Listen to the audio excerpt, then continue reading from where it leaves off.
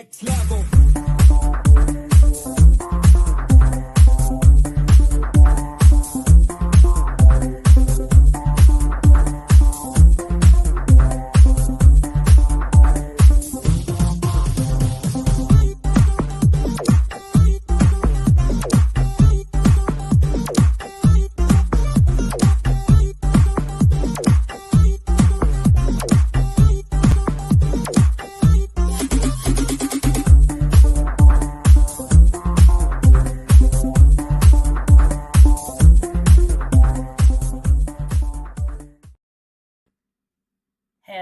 Hello. Good morning, good afternoon, good evening, wherever you are in the world. This is Coach Tiffany Parra coming to you with Phoenix Fitness Fanatics Magazine, elevating your mind, body, and spirit. We are taking center stage today on the Own It Publishing platform. And today I have one of our contributing writers. You have seen him before. Take the stage with me. I'm going to go ahead and bring him on in. Good afternoon, Jeffrey. How are you today? Well, it's good morning for me and good morning for you because we're still in that time Really zone. early. So yeah, you're the early bird. But hello, and it's always a pleasure to share the stage with you, Coach Tiffany. So excited to be here today.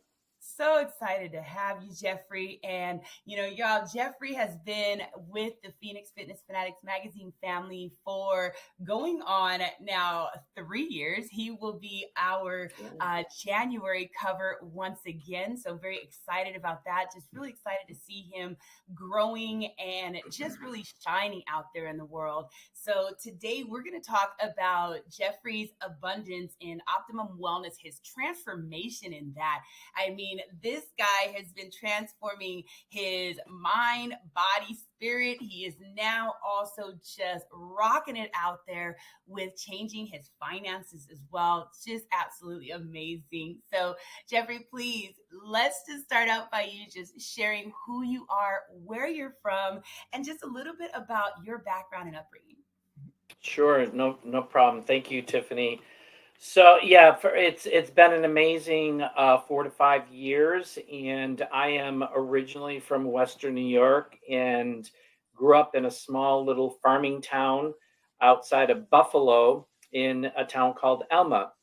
And I am the first of 5 boys in my family. I do have a twin brother. With that, the upbringing was, pretty typical. I think it's typical back in the 50s and into the 60s. I was born in 1954. I just turned 69. And back then, the 50s was the rock and roll, or the Elvis Presley days, and really being brought up in a community where family was important and schooling was important, and just finding your path in those earlier days. We did have strict parents, and growing up with that, I think that we resisted it. Growing up, and I think every kid resists their parents at certain points. But as I got older, I appreciated the discipline that they instilled in us, and the values that we have, that I've carried over throughout the years, and looking at what's going on today. So I'm very, very blessed in that respect. And my father was a very hard worker. He was hardly ever home. He was constantly working. And that was one thing that we were, I'm going to say that we were, disappointed in, because we always, as 5 boys growing up, we love our mom, but we very seldom saw our dad because he was at the office. And during my transformation story, I'll be sharing that too, because that was me. So it's like 2 peas in a pod here. But what I enjoyed was going to school and being able to have the freedom of exploring. I was in the school systems with regards to the sports systems. I was in the theater. I was in different organizations. So it allowed me to really explore different areas within the possibilities of what my future was going to, hold for me, which has changed many, many, many times. So, but growing up in Western New York was good. It had its pros and cons. And then I was looking forward to getting out of Western New York because I wanted to explore. I was always, all over the place and wanting to have more experiences. And in order to do that, it was a matter of getting out. And thank God I was comfortable in doing that. And my four brothers well, now three brothers. Unfortunately, I had one brother who passed last year. They all stayed in the three that are there now stayed in Western New York. The one who passed actually did travel. He was in the Marines and he traveled all over the world. He settled down in Texas when he was in the military. And then unfortunately, when he was diagnosed with MS, he moved back to Western New York and stayed there. So, but it's during my journey, I would say in the last 4 years, I've been talking more and more with people who share their story with me. And there's some really amazing commonalities across everybody's lives, which is pretty amazing. So Absolutely. So many great stories out there, Yeah. and I tell you, you really hit the nail on the head when you talk about, the generations and just kind of how those, our parents are, right? The dads. My father was in law enforcement. We barely saw him a lot of times as well. My mother was like Rosie the Riveter. She was home. She was able to cook and do all those things that, moms did.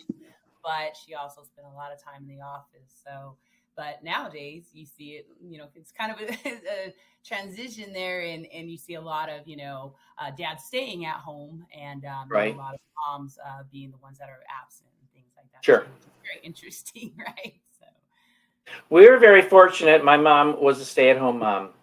So she was there 24/7, running the house, taking care of the family and cooking and cleaning with our help, of course. That was part of our upbringing. So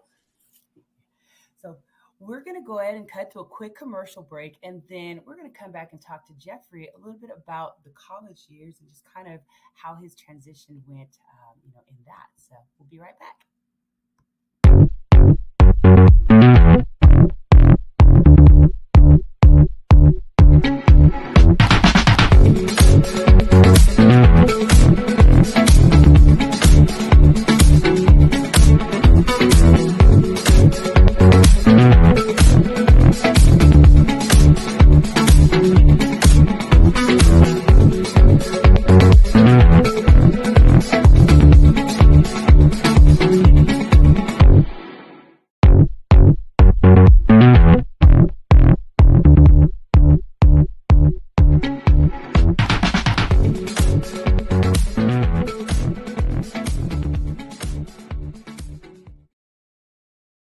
And we are back. This is Coach Tiffany Parra with Phoenix Fitness Fanatics Magazine, elevating your mind, body, and spirit. I love that commercial, don't you, Jeffrey? It always yeah, has us in our seats, right?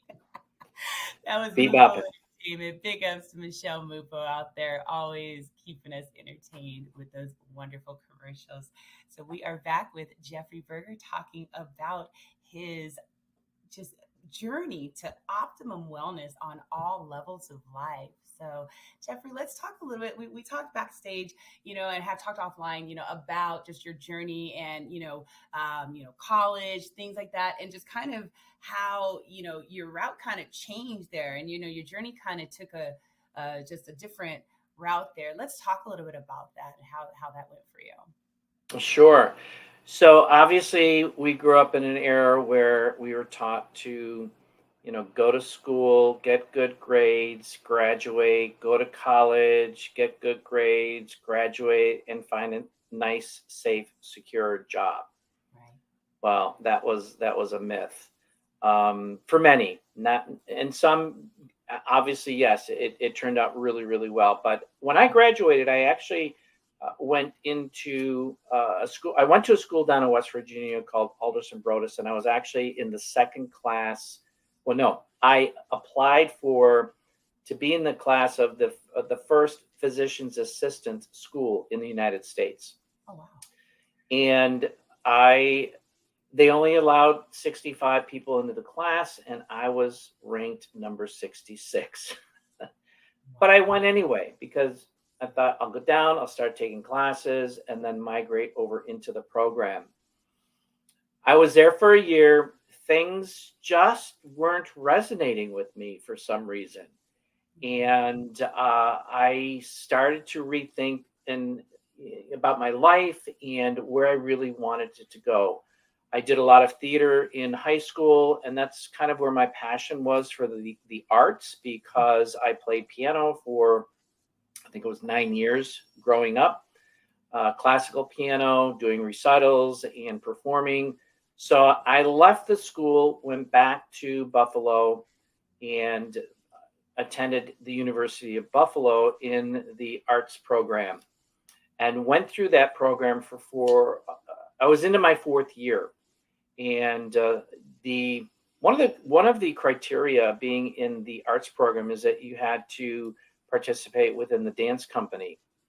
And I could not do that because I was working full time. I was living on my own. I was paying my own bills, and the dance company required evening rehearsals and stuff. And I was like, this is 5 days a week, and I've got to work. I've got to make money. I'm going to school. I got to pay my rent. I got to eat, so forth and so on.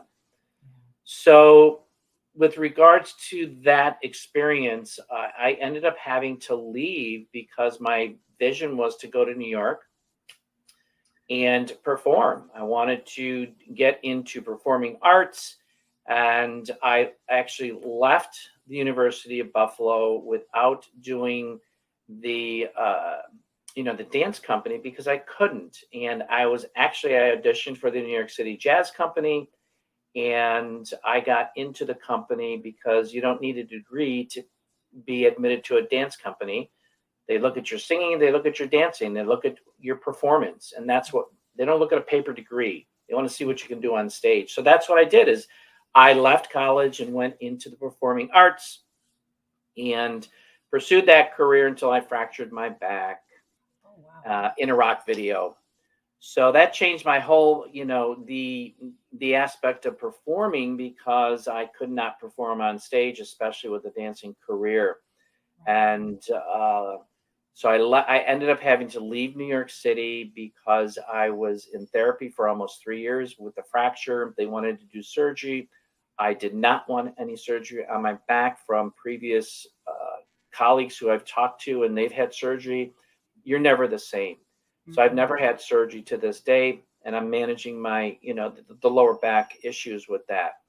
Ended up going to Boston, and it's like, okay, what am I going to do? I ended up going back to school at Harvard University and pursued software engineering, and ended up getting a job with Lotus Development, which was a massive company in the day back in the 80s, who has since been bought out by IBM. And massive changes with the corporate world, restructuring and downsizing, and I was in one of those cuts. So then over the next number of years, I ended up just working for different companies in the Boston area as a software engineer. And for 25 years, I was in the corporate world and pursuing something that I thought that I was. In the beginning, I was really very, very appreciative, and I enjoyed that journey until later years, which we'll talk about later on. But I think that college, there's pros and cons to college. When I look back at it, there are necessary professions, if you will, that do require college and a degree.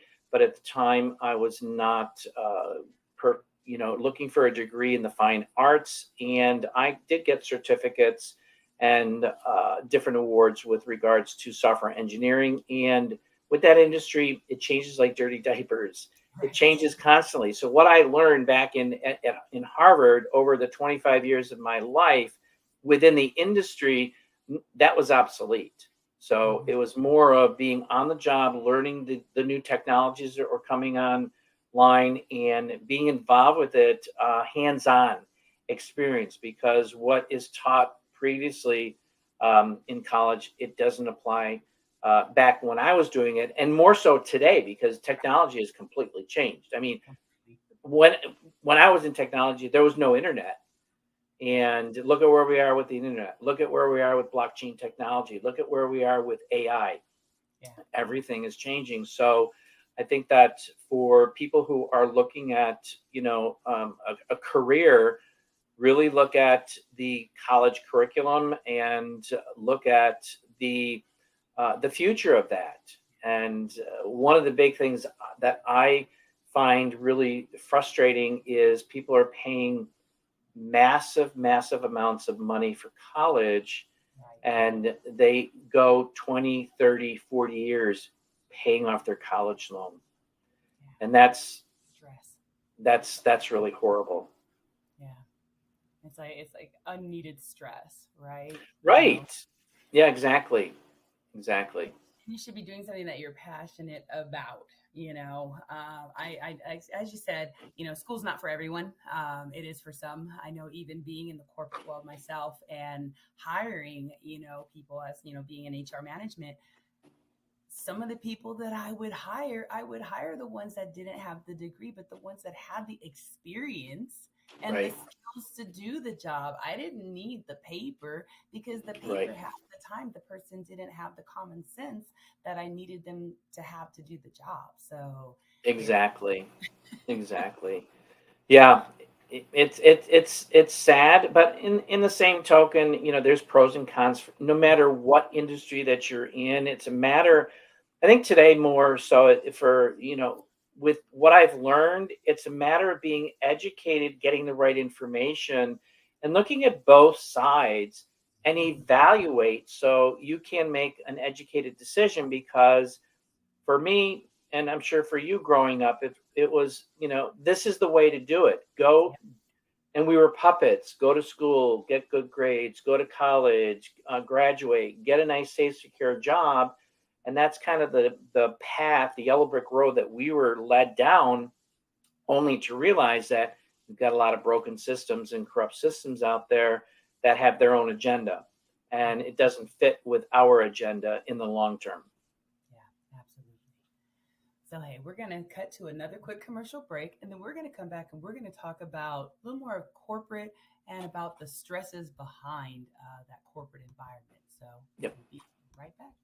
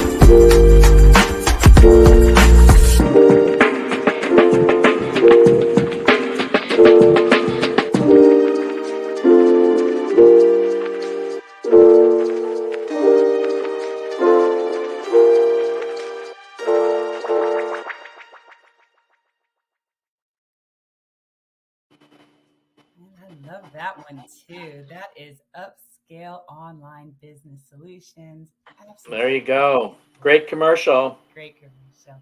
So we are back. Phoenix Fitness Fanatics Magazine, elevating your mind, body, and spirit. We have Mr. Jeffrey Berger here, and we are talking about his journey to optimum wellness, his whole transformation, and just really getting, man, just watching this guy rocking and rolling out there, just getting to the top, man. So let's talk about just, those corporations. So many corporations and businesses, they're having a lot of just major shifts out there, which really impact the employees and the employees' morale, things like that. So what's your take on that? Let's talk about that a little bit. Yes, massive, massive changes, I would say, in the last 10 to 15 years. When I started in corporate America, I enjoyed it. I had a really good time. I felt that the environment was very conducive for bringing people on board to be a participant in the journey of the company, the involvement of the company, and in many instances, depending. I mean, I worked for a lot of small companies, but then I worked for major companies, and there were some slight differences. But back in the day, you had vacation, you had the 401k uh, contribution, you had team come out, camaraderie and different events that you could go to that the corporations would, pay for and to allow you to continue your education. Those are some really great, great experiences. But I found over time that those each year went by, little pieces were taken away, the stress level started to get up, and the expectation of the employee was doubled, tripled, quadrupled, and it started to put questions in my head saying, what am I doing? Why is this going on? This is not like it was 10 years or 15 years ago. And the idea of a loyal employee was diminishing because there was no respect for the employee, and especially for those individuals who are on salary, because we are expected to work overtime and not get paid for it. A Mm-hmm. couple of hours a week, maybe 5 hours a week of overtime, Yeah. no Not problem. We're dedicated. I want to get the work done. I want to be a productive contributor to the ultimate goals of the company and within my department as a software engineer.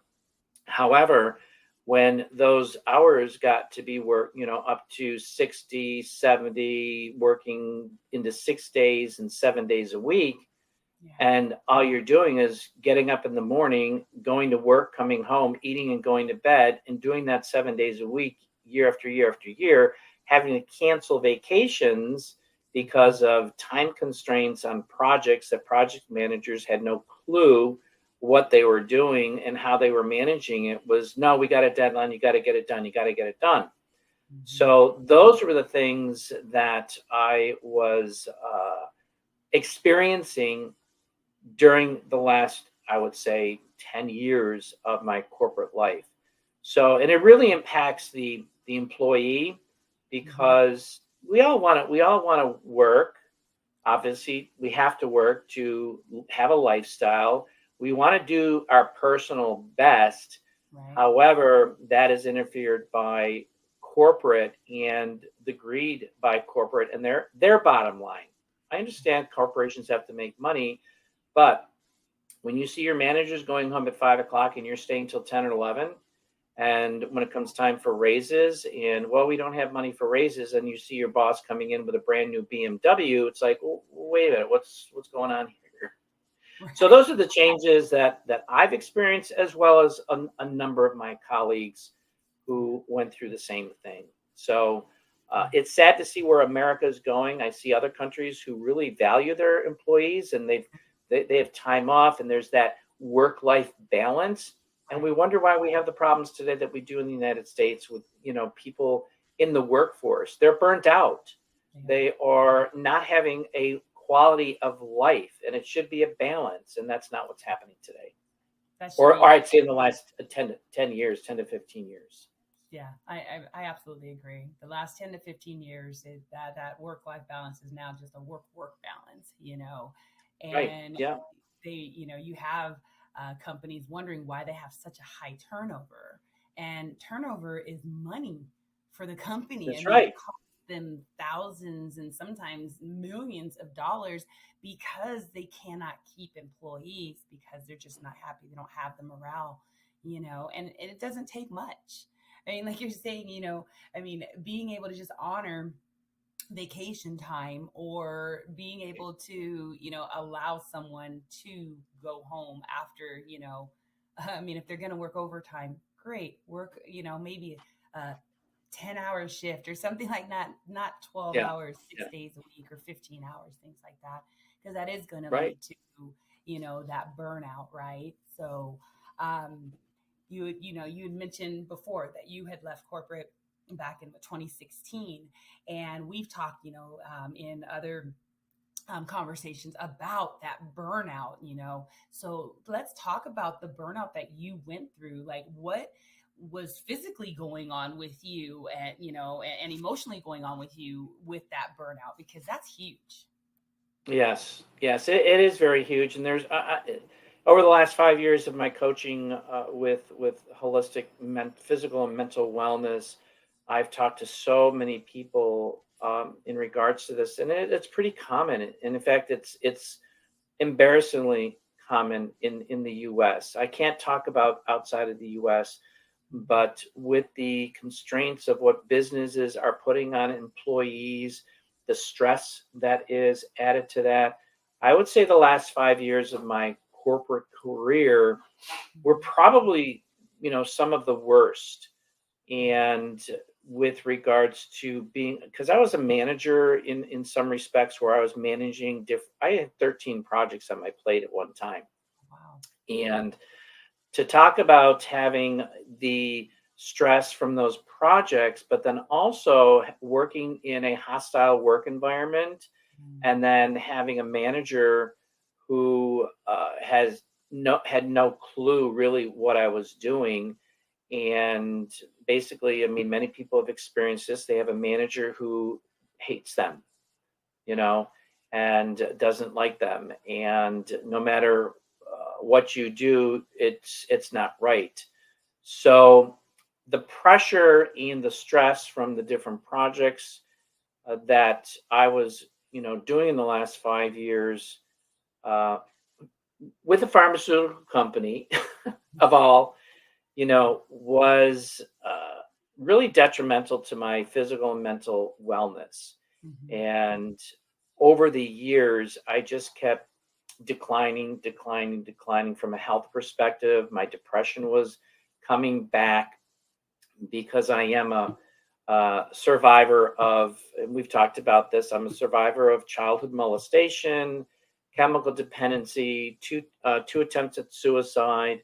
So that, kind of that was put to rest for a number of decades. And then the last 5 years, it started to resurface. And it's like, I don't like this place that I'm getting into. Mhm. And no matter what I did, doing my personal best and getting accolades from all of the department heads that I was working with, the project manager, the development manager, everything was fine from their perspective. But my boss always gave me a low rating. So that added stress. It's like, okay, well, what am I doing wrong? So Right. with that being said, the stress, and stress, we've talked about stress. Stress is a killer.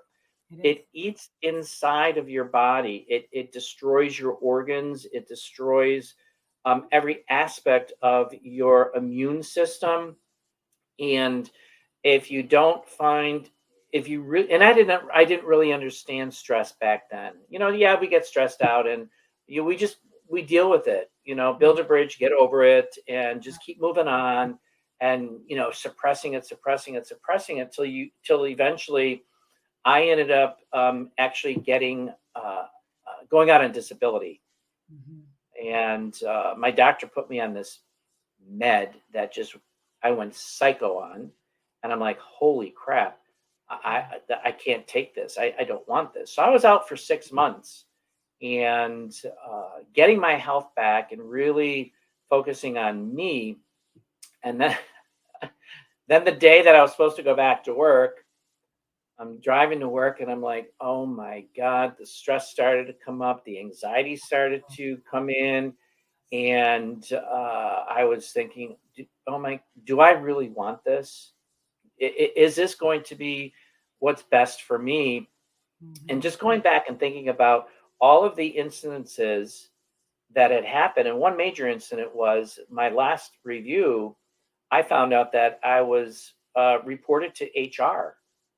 And I'm like, so reported for what? Well, we can't go into it. What? I'm like, what do you mean you can't go into it? And I was reported from a woman who lives in Chicago, who worked from home in Chicago, and she reported me. To this day, I still have no clue what she reported. So I went to HR saying, okay, what's going on? What is she accusing me of? Well, Mhm. we can't talk about that. It's a closed complaint. I said, well, if this is a legit complaint, how am I supposed to work on correcting it if it is a legit? And if I don't know, how am I going to, improve that? And that was a major hit for me. Mhm. And it was just back and forth with HR, back and forth. So driving to work, I said, I can't do this. I'm not going to do this. I won't tolerate the hostility and the demeaning aspects of my management. And I walked in because I was expecting to go back in and just go back to work. But I Right. walked in and to my boss's office and I'm shaking like a leaf. And I just looked at her and I said, Diane, I'm done. I can't, I'm not coming back to work. You have destroyed my career here. Uh, and I will not tolerate your hostility. I will not tolerate your demeaning me as a professional. When everybody else outside of this department has given me accolades for all of the projects that I have worked on, and you have no clue what I do. I resign effective immediately now. I mean, there was a lot of things that I said because I was in there for probably a half hour. Yeah. And, in my head, I'm like, oh my God, I'm really doing this. I'm really doing this. Because I never walked in and quit a job before this. I mean, I was in my late 50s then. And so she said, you can't quit. You can't quit. I said, who said? I said, goodbye. I'm out of here. So I went to my desk, packed up, and I left. And as I was driving home, that stress level that was like way up here went right down to the bottom. And I had no stress, no anxiety. And it was like a ton of bricks off of my shoulders. And I felt so good. I Yeah. felt so good. But in the same token, I'm like, holy crap, I just quit. What am I going to do? But that's another thing down the road. But I'm going to say it was an invigorating experience, even though I was shaking my shoes, Mhm. never having done that. And actually speaking up to my manager because I was growing up. Don't talk back to your managers. Don't talk back to your teachers. And I, when I was in seventh grade, I talked back to my art teacher and he slapped me in the face.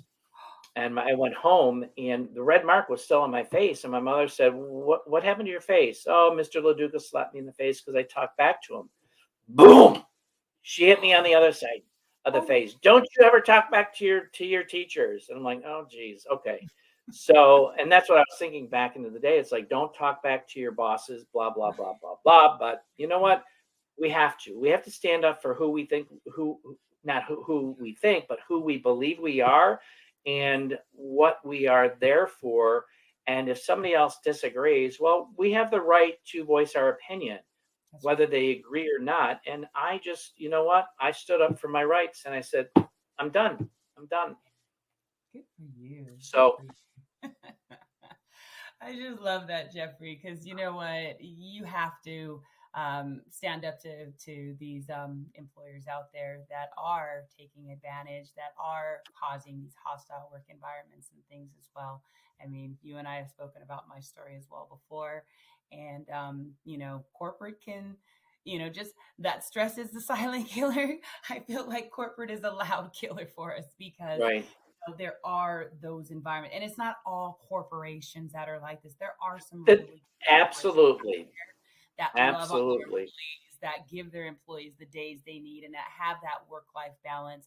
I just wish that Right. everybody would follow suit in that. So, Yeah, and there should be corporate rules that corporations have to follow for their employees. All absolutely. right, Yes. and I had another experience real quick with another company, Millennium Pharmaceuticals. It's funny, pharmaceutical companies, and the manager. There was a situation where the manager was actually sexually harassing me, a woman, a Wow. woman. And I reported it. Long story short is that I ended up having to leave that company because of the harassment and I in my exit interview, I said that you guys will regret having me leave because I wouldn't do anything to this manager. And 6 months after I left, the entire department, there was 16 people in that department that I was working with. They all left on the same day because of this woman. Yeah. Yeah. Well, see, So, just keep your eyes out. Be aware of the work environment. I mean, really, to just that message to the higher ups. Just be aware right. of what is going on and really talk to your employees. You are not at a level, you're never at a level that you cannot go and speak with your employees. I mean, I don't care, if you're that CEO, you know what I'm saying? I mean, a business owner, as a business owner, if I have employees, I want to know my employees. I want to know, everything about them, because once you know everything about them and kind of know how they, know about the Right. family and know about different things, I mean, you'll A- know how to handle certain situations. And it's just so much better. Absolutely. We all go through our own life experiences, and when you have, a company, obviously with bigger companies, it's more difficult to have that kind of an environment. But with smaller companies, it's all about the camaraderie. It's all about the vision for the company, because if the company does well, then the employees do well. And it's shared amongst the efforts of everybody that is, pulling together to make it successful for, everybody. Right. So Absolutely. Absolutely. Well, Jeffrey, it is always such a pleasure having you on the show. And we are going to thank be you. back for much, much more with Jeffrey and his transformation, y'all. It is just amazing. So, Jeffrey, do you have any words of wisdom or encouragement that you'd like to share with the audience before we take off today? Yes, I am going, and this is what I will share. And this is what I have been really, really passionate about, and want to convey to people to keep their options open and with an open mind. Yes. As I've talked about this journey, this initial journey, we were following that yellow brick road where we thought, oh, we're going to end up in Oz. Well, most people who are following that with the traditions of the systems that we have today, you're not going to end up in Oz. You're going to end up having water poured over you and you melting away because of what is going on. And being able to be educated on both sides, looking at the pros and cons, and then you make that decision. And this is something that we'll go into, a little bit more as we go through the transformation, because it was a rude awakening for me. Just like this beginning here is leaving corporate America because it was toxic. And keep your minds open to getting information, even if it doesn't initially. If you're skeptical, if you're cynical, forget it. If you're skeptical, that means you're open to getting some seeds planted, and if they germinate, great. If they don't, then they don't. So that would be my advice. Awesome, Jeffrey. Thank you. Well, yes, everybody, keep your options open. That's for sure. So, thank you so much for joining us today on Phoenix Fitness Fanatics Magazine's podcast. We look forward to seeing you again. And if you have not subscribed to the magazine yet, definitely go to phoenixfanaticsmag2021.com and subscribe. You will see some amazing content from Jeffrey. You will also see some amazing content from some other awesome contributing writers out there as well. We've just got some really awesome stuff going on. So subscribe. We love you, and we'll see y'all next time. Take care, everybody. Bye.